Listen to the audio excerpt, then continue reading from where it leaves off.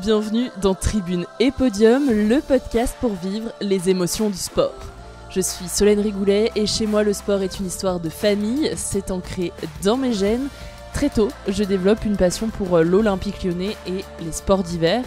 Passion qui évolue et grandit toujours aujourd'hui à tel point que maintenant j'aime tous les sports. Et surtout ce que je préfère, c'est encourager les athlètes tricolores. Chaque semaine, et ce tout au long de l'année, je te propose de découvrir l'histoire d'athlètes de haut niveau. Avec ces sportifs et ces sportives, on parle du moment le plus marquant de leur carrière, des émotions qu'ils et elles vivent au fur et à mesure des échéances internationales. Mais pour cet été, je t'embarque dans une série de 8 épisodes. Je vais te raconter mon amour pour le sport. Tu vas sûrement trouver qu'on a quelques points en commun.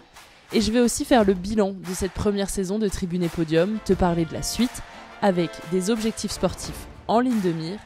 Alors, je t'embarque avec moi et je te souhaite une très bonne écoute. La semaine dernière, on parlait de ma reprise du sport en 2017 et de mon semi-marathon de Paris en 2018.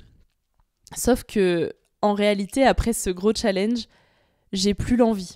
Je sais pas quoi faire, quand, avec quels objectifs.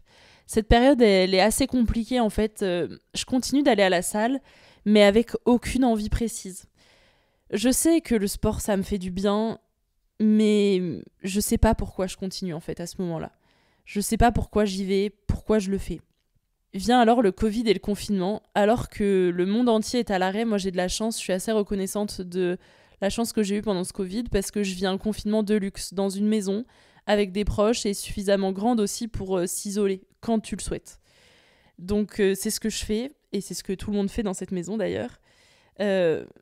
Mais je comprends vite que la salle de sport, elle ferme et que je vais pas pouvoir y retourner. Ça, je pense qu'on l'a tous très vite compris.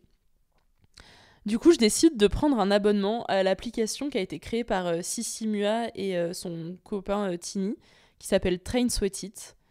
Vraiment, c'est pas du tout sponsorisé, hein. Je t'en parle parce que c'est ce qui a un peu changé ma routine sportive, mais s'ils m'entendent, j'aimerais bien que ce soit sponsorisé, mais ça ne l'est pas.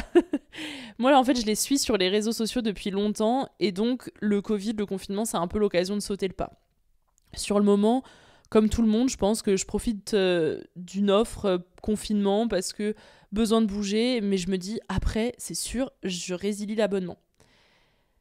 Sauf que j'installe une vraie routine sportive avec mes proches confinés. On se retrouve tous les matins pendant 30-45 minutes pour faire du sport grâce aux vidéos. Donc je fais du sport tous les jours. Et en vrai, j'aime ça. Sauf le gainage. Mais bon, ça c'est une autre histoire. Et en fait, de s'instaurer cette routine tous les matins avant que chacun fasse sa journée de travail, sa journée de chill ou peu importe, ça change vraiment quelque chose dans mon cerveau. Je saurais même pas l'expliquer, mais ce qui est étrange, c'est pas tant en fait d'avoir fait du sport pendant le confinement, c'est surtout d'avoir continué après. Parce qu'en fait, 5 ans plus tard, j'ai toujours mon abonnement, je fais toujours mes séances à la maison. Alors bien sûr, j'ai ralenti le rythme, hein. Je suis passée d'un entraînement quotidien pendant le Covid à 3 fois par semaine maintenant, parce que la vie a repris son cours aussi. Mais en fait, j'aime vraiment ça. Et même si j'ai pas d'objectif défini, comme réussir une course, finir premier d'une compétition, etc., l'objectif, il a un peu changé en fait dans ma tête.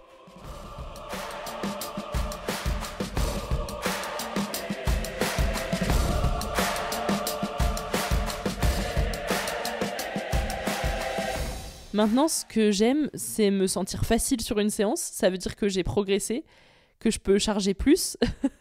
Et donc l'objectif, c'est aussi de se dire, je peux charger plus au niveau des poids que je prends. Et tout ça, c'est signe d'évolution, et je trouve ça hyper positif, hyper encourageant, et ça me rend hyper fière de moi qui, rappelle-toi, en 2017, je me dis, mon corps, il est incapable de me porter parce que ça fait 6 ans qu'il n'a pas fait de sport, en fait. Alors après, je vais pas mentir, il y a des matins, j'ai pas envie. Même des semaines complètes parfois. Des moments où je préfère rester dans mon lit à dormir, tout simplement, j'ai envie de faire autre chose. Parce que oui, la passion pour un sport en particulier, elle est pas revenue. Peut-être même qu'à cause de ma nostalgie pour le trampoline, elle reviendra jamais. Mais en tout cas, je veux me sentir bien. Je veux me sentir en forme. On dirait, enfin vraiment, j'ai un discours de trentenaire qui boit du matcha en disant tout ça, sauf que je bois pas de matcha et j'ai pas encore 30 ans. Mais dans les faits, en vrai, ça me fait vraiment du bien. Sauf quand c'est séance jambes, j'ai la flemme et je me remercie à chaque fois de l'avoir fait quand même parce que derrière, je sais que je passe une meilleure journée. Mais bon, je préfère quand même les séances haut du corps, hein, on va pas se mentir.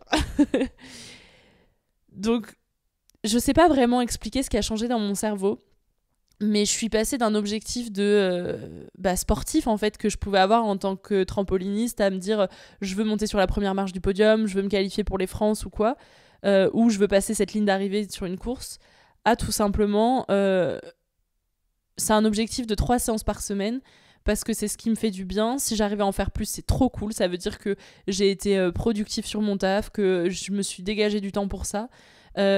Et l'objectif, il est de se dire, purée, en fait, je peux monter en charge, je peux monter en poids, et ça, c'est hyper fier, c'est hyper satisfaisant. Je suis hyper fière de moi quand je passe de 3 à 5 kilos ou de 5 à 8 selon les exercices.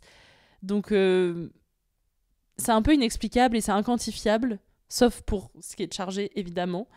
Mais c'est agréable, en fait, tout simplement. De reprendre du sport comme ça avec cette dose de plaisir et de passion, cette dose de passion quand même.